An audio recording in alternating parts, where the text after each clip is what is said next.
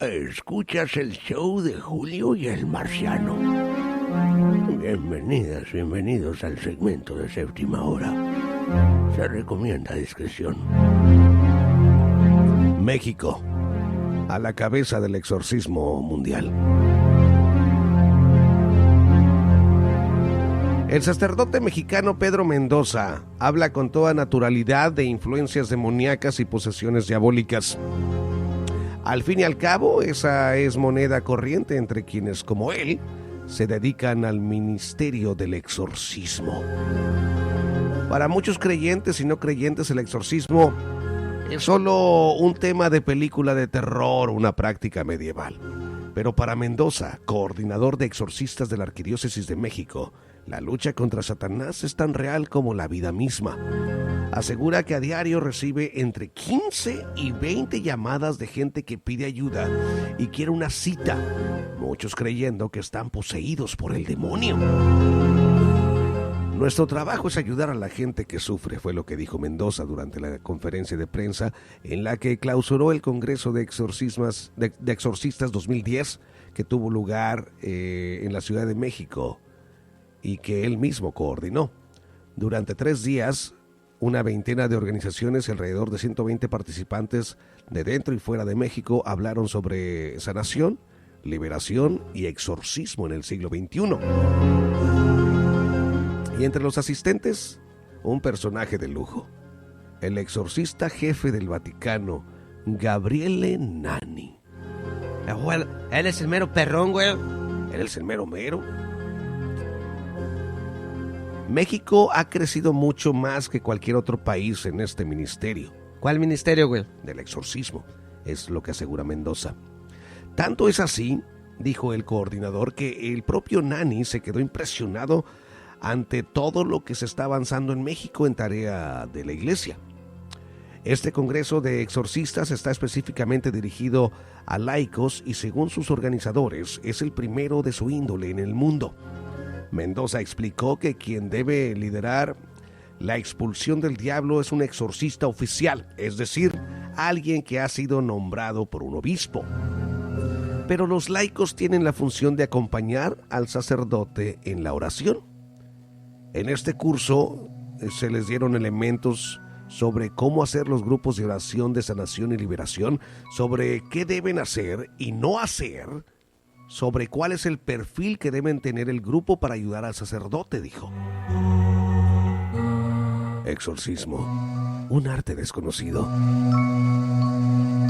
Yo fui ordenado como exorcista con la capacidad para expulsar el demonio, fue lo que dijo Mendoza, pero reconoció que esta tarea es una gran desconocida dentro de la propia Iglesia Católica.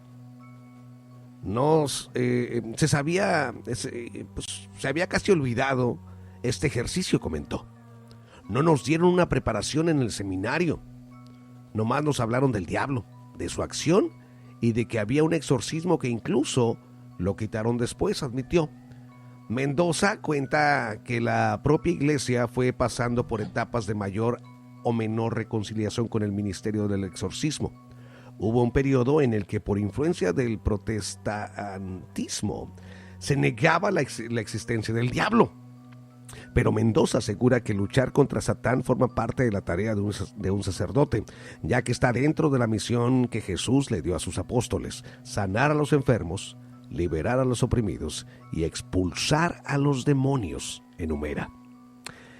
Y por eso considera necesario que los sacerdotes tengan un mínimo de formación en este ministerio, para saber cómo responder a esas personas que se acercan a nosotros pidiendo ayuda, porque es terrible ver cómo algunas personas andan de sacerdote a sacerdote buscando ayuda, es lo que dijo. Pero esa petición de ayuda puede responder a problemas mentales de orden psicológico o psiquiátrico que desde el punto de vista científico no tienen nada que ver con el demonio. El exorcista mexicano reconoció que hay sacerdotes sin formación que hacen más daño que lo que ayudan. Dijo también que hay casos en los que solo alguien que sabe de psicología puede ayudar a una persona enferma y que en algún proceso de sanación el exorcista invita a un psicólogo para que ofrezca una valoración. A quienes consideran todo esto del exorcismo una charlatanería, Mendoza les recomienda regresar a la fe. Y dice que él es el primero en oponerse a los charlatanes en referencia a quienes ofrecen servicios a través de la magia, la curandería, la adivinación o la ouija. Tipos de exorcismo. Curiosamente, en sus 12 años de experiencia como exorcista, Mendoza nunca ha visto una verdadera posesión diabólica. Ni él, ni muchos otros exorcistas, asegura. Y es que la mayoría de veces con lo que estos sacerdotes se encuentran, dicen, son casos de influencias satánicas y obsesiones de posesión demoníaca. Para esos casos, que llaman exorcismos menores, no hay un rito especial, sino oraciones espontáneas de acuerdo a las necesidades de cada persona, explicó Mendoza. Ahora, si hay otros signos más fuertes, podríamos pensar ya en una posesión diabólica, pero esas son muy raras. La expulsión de un demonio que ha poseído a una persona, asegura Mendoza, requiere de un exorcismo mayor que tiene un ritual especial. Y los síntomas que el sacerdote describió para este tipo de posesión están presentes probablemente en el imaginario colectivo. Si la persona siente una fuerte aversión a lo sagrado, por ejemplo, al mostrar la cruz, dijo. Si le empiezo a hablar en latín y me contesta, estableciendo una plática, añadió. Si me hablara de algo que está sucediendo a larga distancia y se empieza a retorcer y no le pueden controlar entre 10 personas, sería otro signo, apuntó. Juntando varios signos de comportamiento más la historia clínica, podemos dar cuenta de que esa persona no solo sufre influencia demoníaca, sino que tiene una posesión, concluyó. Y entonces es cuando se le hace el exorcismo. Güey, pero es coches exorcismo, Julio, se miran bien gachos, güey. Yo he escuchado, güey. Hay audios, Julio, en el Facebook, güey, y en el YouTube, güey, que se oye con el diablo habla, güey. Así es, damas y caballeros. México, a la cabeza del exorcismo mundial. Es un artículo de la BBC de Londres que salió hace años. Y se ve, Marciano, o sea, cómo México está jugando una parte muy influyente con esto de la religión. Güey, pues todos, Julio, todos son religiosos en México, güey. No, pero por eso. Pero anteriormente le hemos hablado también de estas organizaciones secretas como la del Yunque. El Yunque. Ahí, les vuelvo a repetir, hay una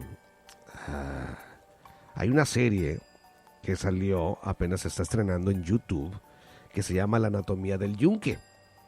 Y que empieza a hablar de cómo está por todas partes del mundo. E influye mucho, tiene gente de mucho poder, que el Vaticano no está de acuerdo con la existencia de este grupo, que como han dicho ellos, son más papas que el Papa. Tienen demasiado poder económico, político, en las altas esferas del gobierno. Incluso cuando llega Fox a la presidencia, se ve como un gran triunfo para los del Yunque.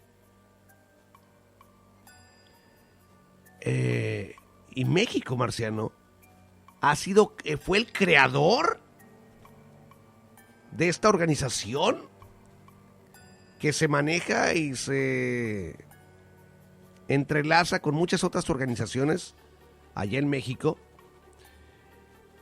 Y esa organización, a la par de otras, Marciano, han comenzado en México y se han expandido con un gran éxito alrededor del mundo. Que esto nos hace pensar, México tiene el poder de hacer grandes cosas. ¿Por qué tiene tantos problemas?